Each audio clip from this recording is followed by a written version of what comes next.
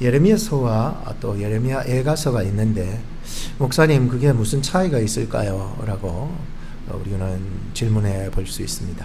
그래서 몇 가지로 한번 생각해 볼 수가 있었는데, 첫째는 예레미야서와 예레미야 애가서의 차이는 두께가 다릅니다. 너무 차이 나요. 너무 차이 나. 이렇게 극단적인 차이를 가지고 있을 수 있을까요? 예레미야서는 52장으로 되어 있지만은 예레미야 애가서는 5장으로만 되어 있다 보니까 이거는 완전히 뭐 내용 분량 이런 걸 비교해봐도 너무나도 차이가 나는 것을 볼 수가 있죠. 그럼에도 불구하고 말씀의 권위는 전혀 차이가 없고 동일하다라고 하는 것을 깨닫습니다. 예레미야서는 포로 전의 시기에 기록되었습니다. 그래서 예레미야 선지자가 남유다가 멸망하기 직전의 왕들을 쭉 이렇게 섬기면서 예언을 하게 되죠. 그리고는 예레미야 애가는 이제 포로로 잡혀서 포로 시기에 이제 기록되는 내용으로 전개됩니다. 예레미야서는 하나님의 심판, 또 경고, 회복에 대한 약속들을 말씀하고 있고요. 또 예레미야 애가서는 고통 속에서 이제 붙잡혔으니까, 그죠? 포로가 되었으니까 그 고통 속에서 회개하고 간구하고 하나님의 긍휼과 자비를 구하는 눈물의 편지다라고 해서 예레미야 애가라고 이렇게 말하고 있습니다. 이 말씀을 이렇게 좀 주제까지 이렇게 쫙 한번 훑어보면서 제 나름대로 그 상황을 한번 묵상하기 시작했습니다. 하나님, 이런 상황들이 이제 주제거리가 되었는데 이 차이점을 이렇게 생각하면서 교훈 하나를 깨달았어요. 뭐냐 하면은 이 예레미야서는 포로 전이었고 예레미야 애가는 포로 시기에 기록되었다 보니까 이 차이점에서 오는 제 묵상이 하나 있었습니다. 그래서 뭐냐 하면은 포로 전에 예레미야서가 기록될 때는 자기 성찰이 전혀 없었어요. 뭐 하나님을 듣는 경청이나 이런 것도 거의 없었다고 볼 수 있습니다. 왜냐하면 그 당시 여러분들 지금 큐티 할 때도 보시죠. 그 당시에는 거의 뭐 하나님하고 등지고 사는 삶, 뭐 계속 악하다는 얘기밖에 안 나오잖아요. 그러다가 멸망했기 때문에 아마 교만의 극치를 달리는 사람, 강팍함의 극치를 달리고, 다른 나라가 이 나라 예루살렘을 침략해도 이 침략을 하나님 안에서 돌아보지는 안 하고 깨닫지 못하고 그저 자기의 소견과 옳은 대로 계속 살아나가는 그러한 상황, 이 묵상이 되는 거예요. 포로 전의 시기에는 전혀 이 사람들이 악한 마음 그대로 살아갈 수밖에 없었구나. 전혀 깨닫지를 못했구나. 그런데 예레미야 애가서가 포로 시기에 기록되었다 보니까 그 주제를 이래 생각하니까 참 마음속에 깊은 묵상이 오는 거예요.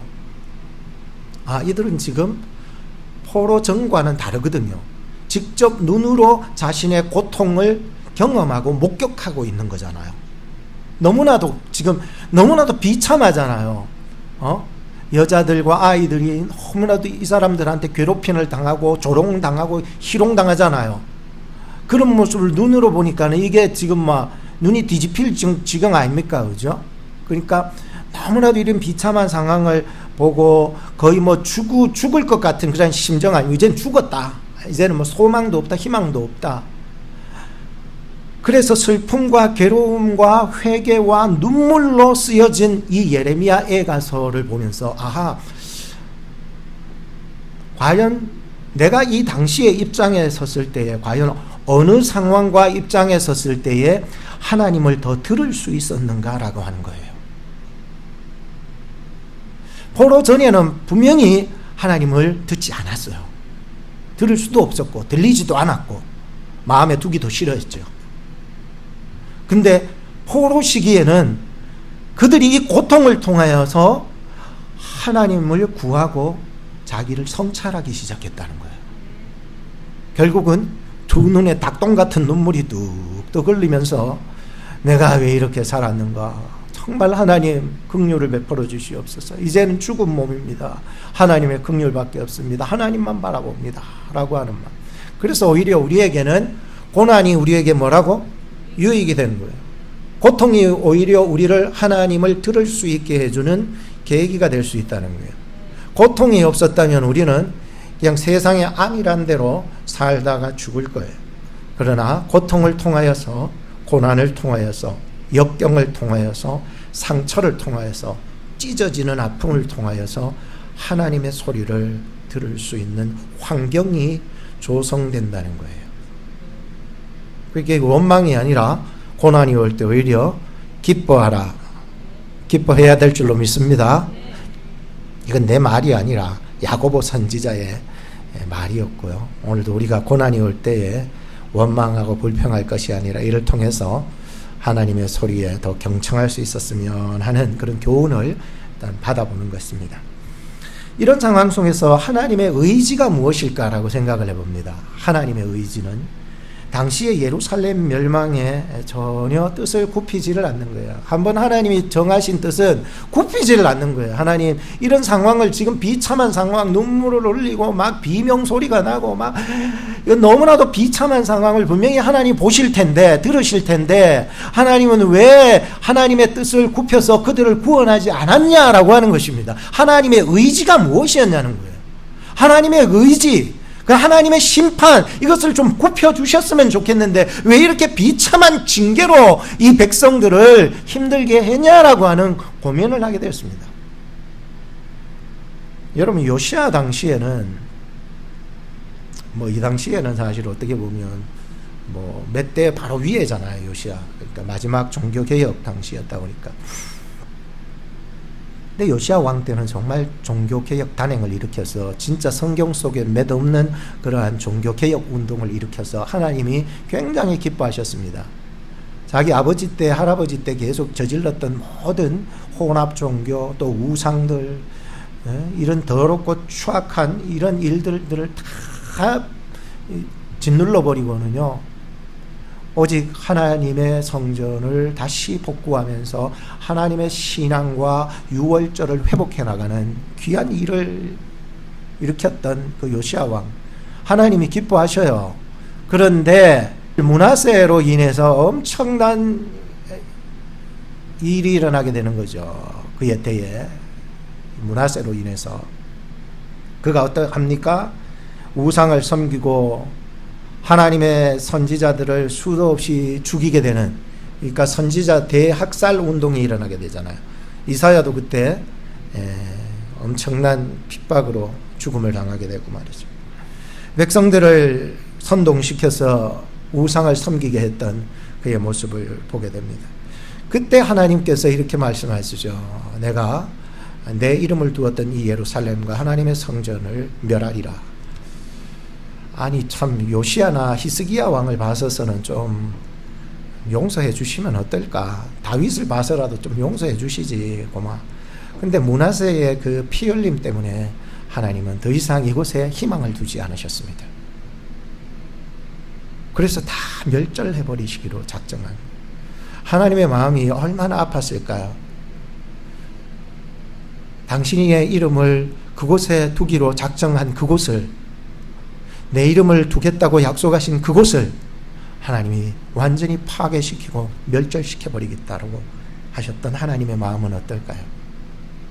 여러분들 마치 자식을 낳아놓고 자식 말 안 듣는다고 나가 죽으라고 제가 지난주에 아주 심하게 말했는데, 저희 아버지께서도 제가 말 안 듣는다고 저거 나가 뒤져야 된다고 그래서 제가 홀딱 벗겨진 채로 그 밖에 쫓겨나가가지고 밖에 그 벽 옆에 세워진 니아까 속에 숨어가지고 밤새도록 벌벌 떨고 있었던데, 근데 하나님께서는요, 아버지로서는 굉장히 공의로우시고 무섭지만 하나님의 그 속에는 모성성이 있어요.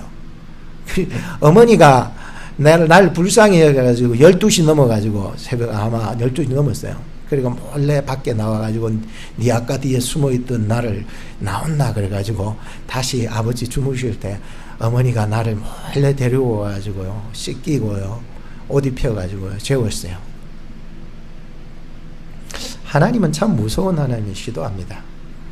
그러나 하나님은 반드시 이렇게 패망하고 멸망하는 예루살렘을 다시 회복시키시기를 원하시는 것을 예레미야서에서는 약속을 하고 있잖아요.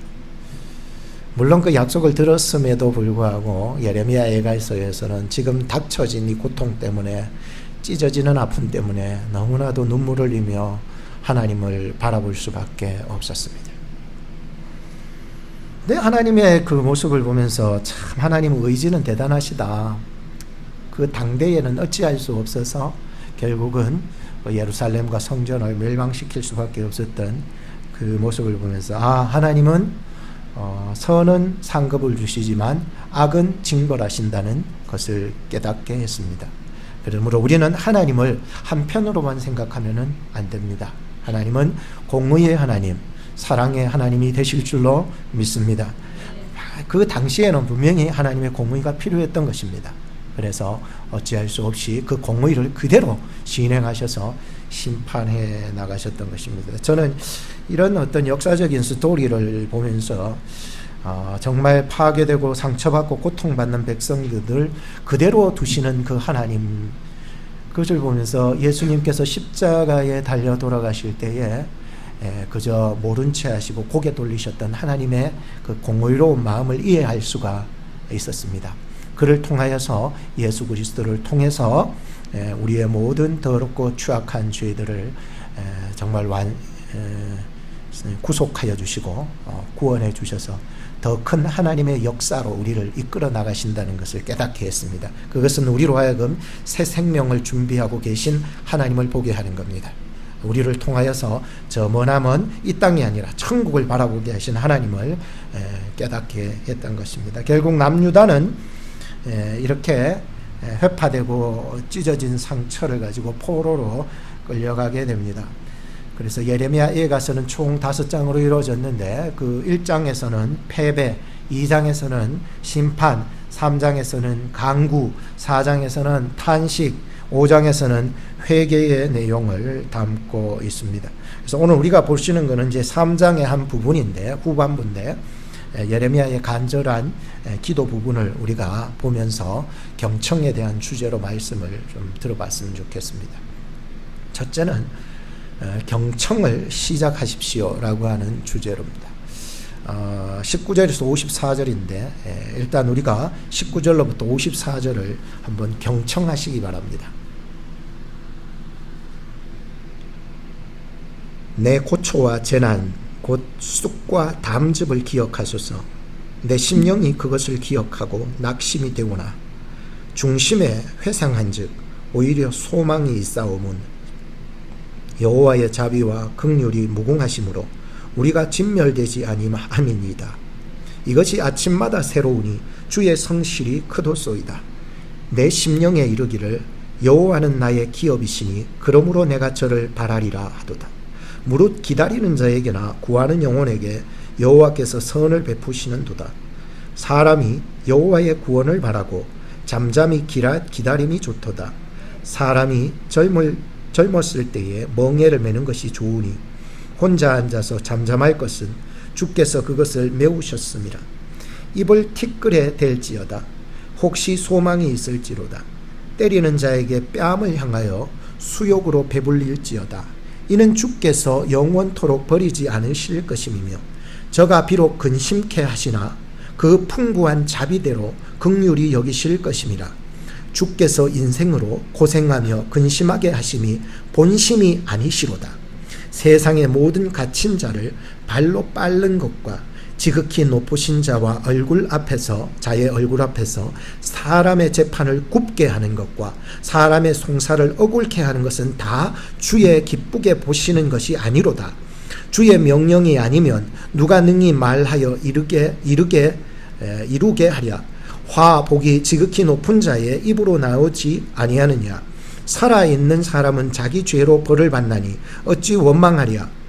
40절에 우리가 스스로 행위를 조사하고 여호와께로 돌아가자. 마음과 손을 아울러 하늘에 계신 하나님께 들자. 우리의 범죄함과 패역함을 주께서 사하지 아니하시고 진노로 스스로 가리우시고 우리를 군축하시며 살육하사 긍휼을 베풀지 아니하셨나이다. 주께서 구름으로 스스로 가리우사 기도로 상달치 못하게 하시고 우리를 열방 가운데서 징계와 폐물을 삼으셨으므로 우리의 모든 대적이 우리를 향하여 입을 크게 벌렸나이다. 두려움과 함정과 잔해와 멸망이 우리에게 임하였도다. 천년 내 백성의 파멸을 인하여 내 눈에 눈물이 시내처럼 흐르도다. 내 눈에 흐르는 눈물이 그치지 아니하고 쉬지 아니하며 여호와께서 하늘에서 살피시고 돌아보시기를 기다리는도다. 나의 성읍의 모든 여자를 인하여 내 눈이 내 심령을 상하게 하는도다. 무고히 나의 대적이 된 자가 나를 새와 같이 심히 쫓도다.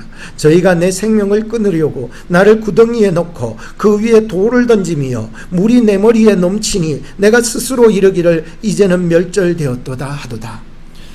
눈물 날 것 같아요. 이 예레미야의 심정을 보면은요, 정말로 이 처해진 심정을 보면서 얼마나 자기의 마음이 했는지 51절에 보면은 날 성읍의 모든 여자들이 얼마나 조롱과 고초와 희롱을 당했으면 내 눈이 내 심령을 상하게 할 정도로 이렇게 아픔을 가지고 있었을까라고 하는 이 마음을 가지고 있는 예레미야의 이 심정을 느끼니까 정말 너무나 가슴이 너무 힘들고요.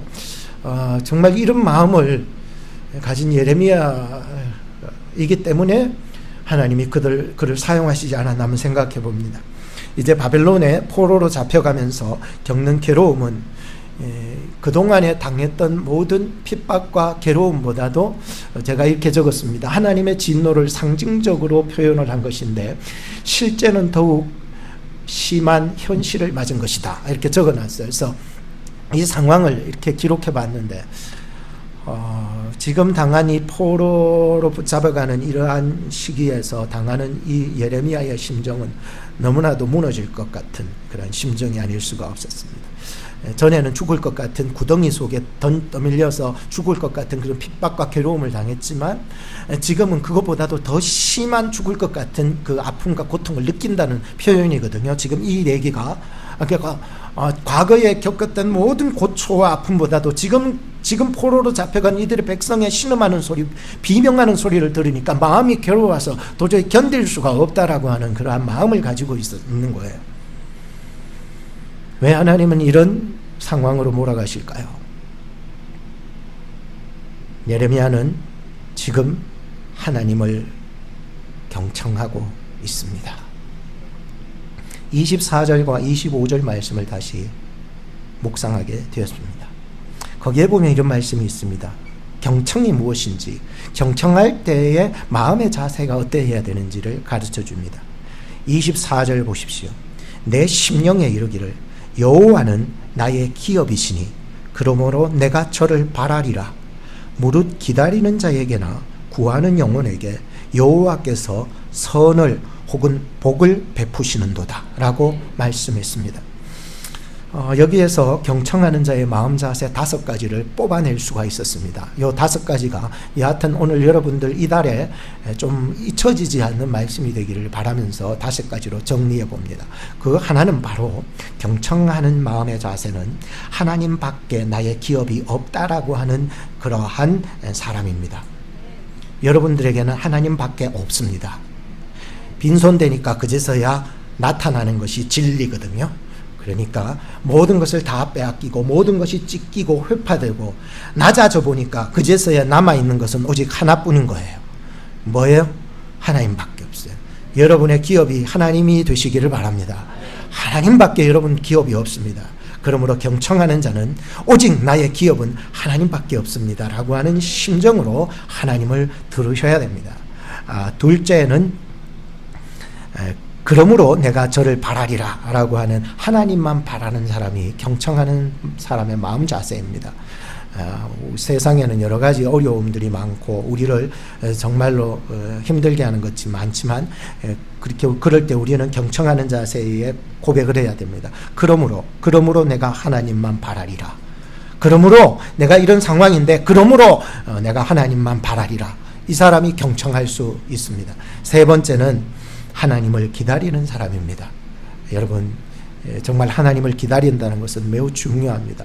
어떤 어려움들이 진퇴양난의 어려움 속에 거할지라도 하나님을 기다릴 수 있는 사람, 그 사람이 하나님을 들을 수 있습니다. 하나님이 어떻게 얘기하실지를 들어야 됩니다. 내가 행동하기 이전에 하나님을 기다리시고 하나님의 소리를 들으셔야 됩니다. 네 번째는 하나님을 구해야 합니다. 이 사람이 경청하는 사람의 마음의 자세입니다.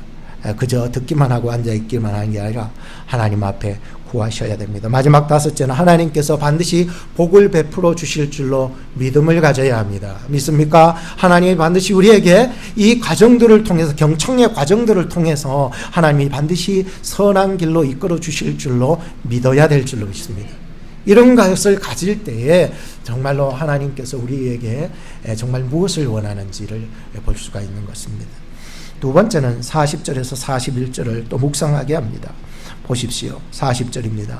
우리가 스스로 행위를 조사하고 여호와께로 돌아가자. 마음과 손을 아울러 하늘에 계신 하나님께 들자.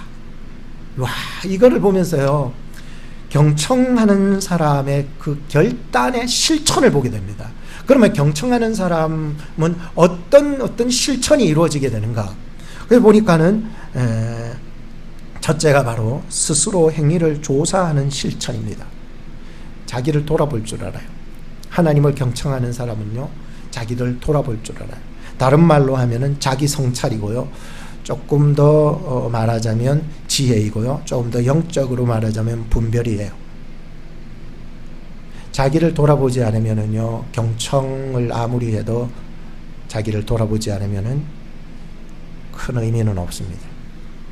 약국 의사한테 가가 약 처방을 받고 와가지고 약을 약국에 가서 사와지고 안 먹는 거나 똑같은 거예요. 저나 여러분들이 하나님의 말씀을 듣고 자기 스스로를 성찰해 나갈 수 있기를 바랍니다. 자기를 안다는 것이 지혜입니다. 자기를 알 때 분별이 생기는 것이죠. 둘째는 하나님께 돌아가는 실천이 필요합니다. 이거는 뭐냐 하면은 자기의 반성입니다. 조금 더 영적으로 말하자면은 회심입니다. 어떻게 보면 현상적으로서는 우리가 자기 반성이 있는 사람 말이죠. 좀 영적으로 말하자면 이것은 내 반성으로만 이루어지지 않기 때문에 회심으로 하나님이 역사해 주셔야만 된다는 것이죠. 그래서 회심이라는 말을 쓰고 싶습니다. 하나님께로 돌아가는 실천이 필요합니다. 세 번째는 뭐냐 하면은 마음과 손을 아울러 함께 하나님께 드리게 되는 실천이 필요합니다. 이게 뭡니까? 자기를 드린다는 것이에요. 그냥 형식적으로 드린 것이 아니라 마음과 손을 하나님 앞에 드린다는 거예요.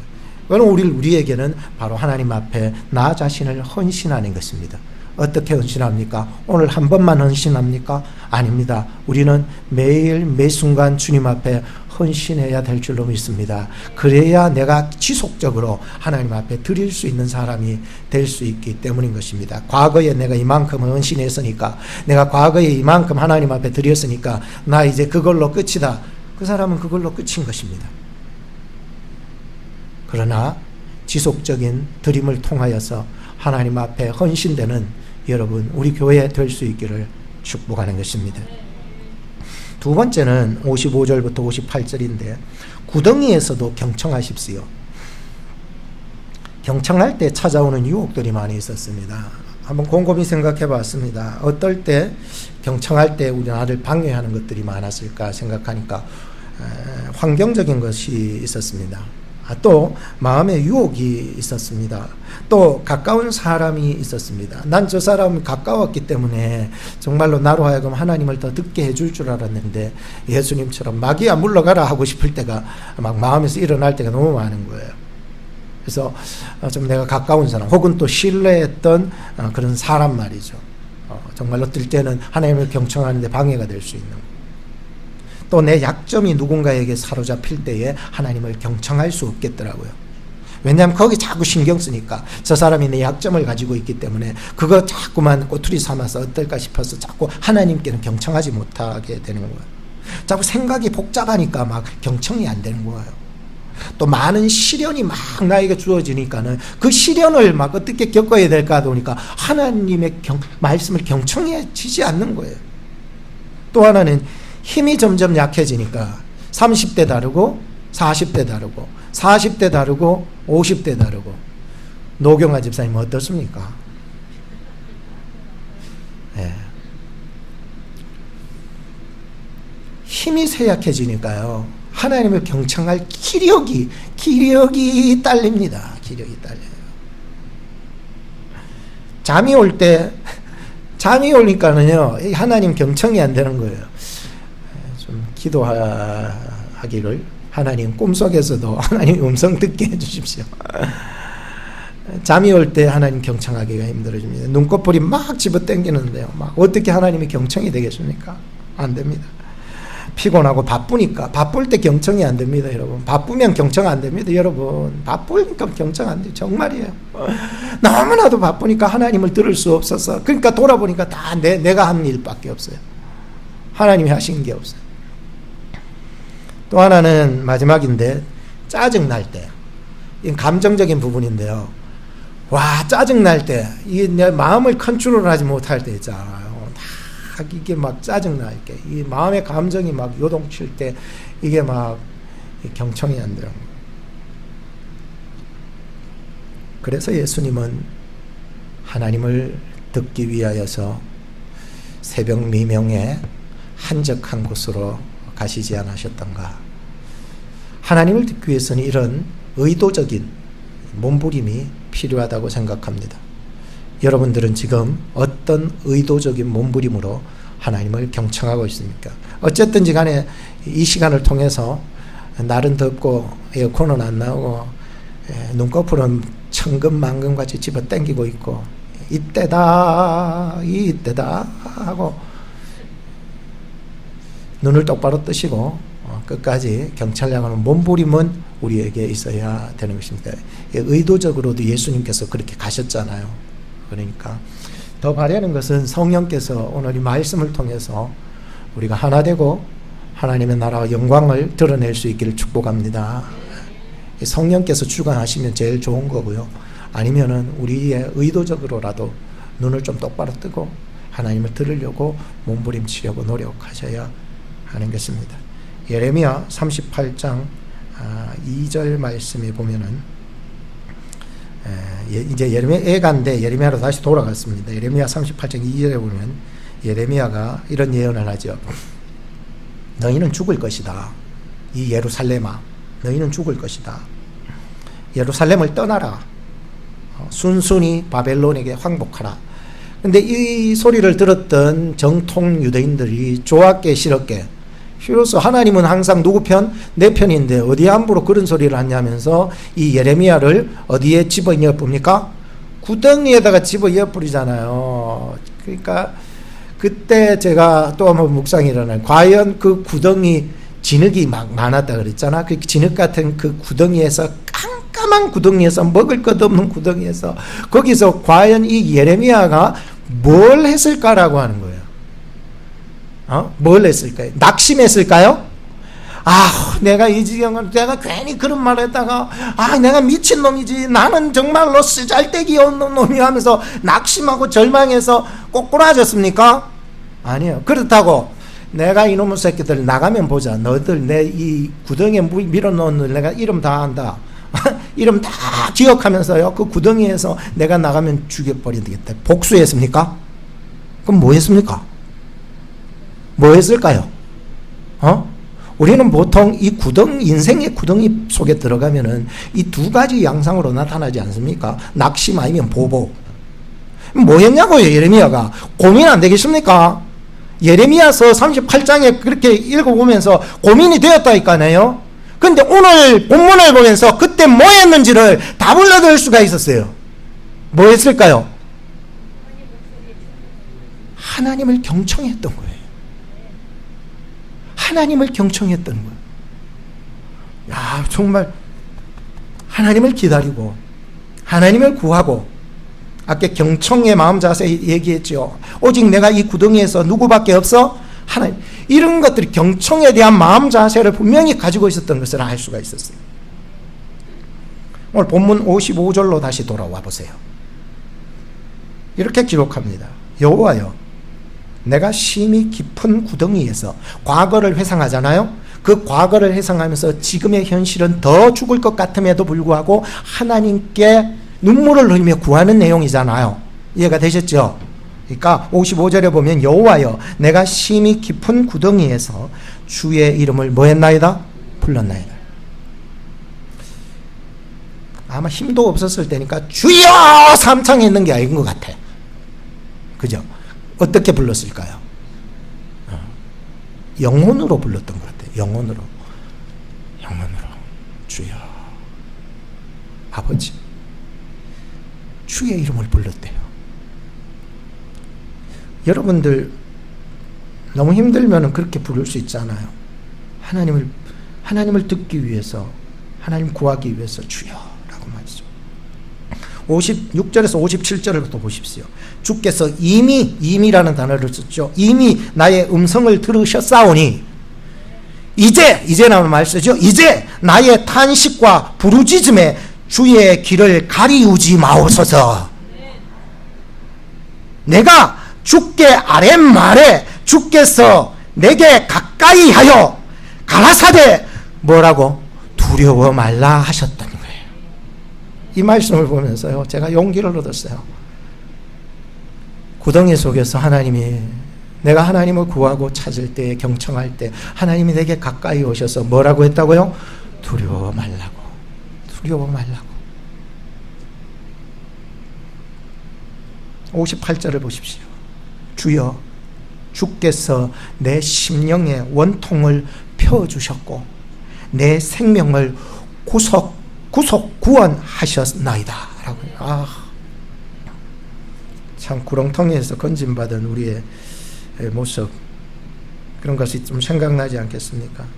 어떤 자매님이 있었는데 너무 환경과 너무 사람 때문에 가슴이 답답한 병이 생겼어요. 이게 우라통이 터진 거거든요. 우라통이 터져 보셨어요? 노경아 집사님 한번 터져 보셨나요? 제일 앞에 있으니까 내가 묻는 거지. 뒤로 가면 안 물어요. 내가 어쩔 수 없이 앞에 앉아 있어야 되니까 자꾸 묻는 거야. 우라통을 한번 터뜨려 본 적이 있어요? 터진 적이 있어요? 남자건 여자건 우라통이 한번 터지면 가슴이 답답해서 미칠 지경이에요. 그래서 뭘 쳐요? 가슴을 치요. 저 인간 때문에 내가 우라통이 터져가지고 죽을 것 같은 자매님이 있었어요.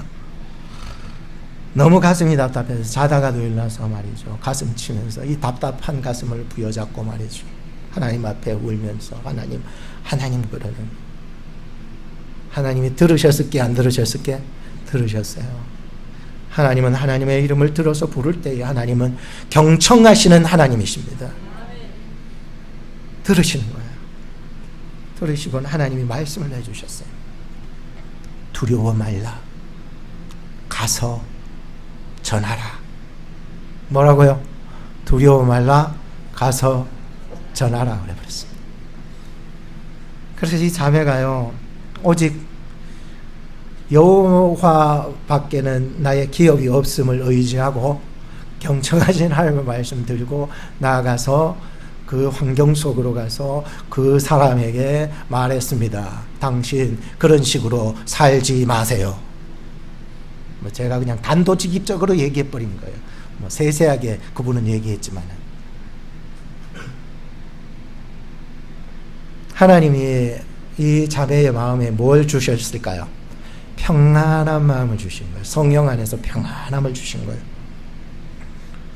그리고는 그 사람 상대는 변화되기 시작했습니다. 다시는 이 자매를 건들지를 않았어요. 참 우리도 살아가면서 이런 경험을 겪을 때가 있죠. 우리는 하나님을 들어야 하고 하나님의 말씀으로 순종해 나갈 때에 내가 그 일을 못했다 할지라도 하나님은 기적을 만들어내시는 하나님이셨다라고 하는 것입니다. 마지막 셋째는 59절로 66절입니다. 개역개정으로 말씀드리겠습니다. 59절 보십시오. 여호와여 나의 억울함을 보셨사오니 나를 위하여 원통함을 풀어주옵소서. 그들이 내게 보복하며 나를 모해함을 주께서 다 보셨나이다. 여호와여, 그들이 나를 비방하며 나를 모해하는 모든 것, 곧 일어나 나를 치는 자들의 입술에서 나오는 것들과 종일 나를 모해하는 것들을 들으셨나이다. 그들이 앉으나 서나 나를 조롱하는 것을 노래 삼아서 저렇게 노래하는 것을 주목하여 보옵소서. 또 이제는 배경이 바뀌면서 64절부터 끝까지는 이제는 그의 기도의 내용을 봅니다.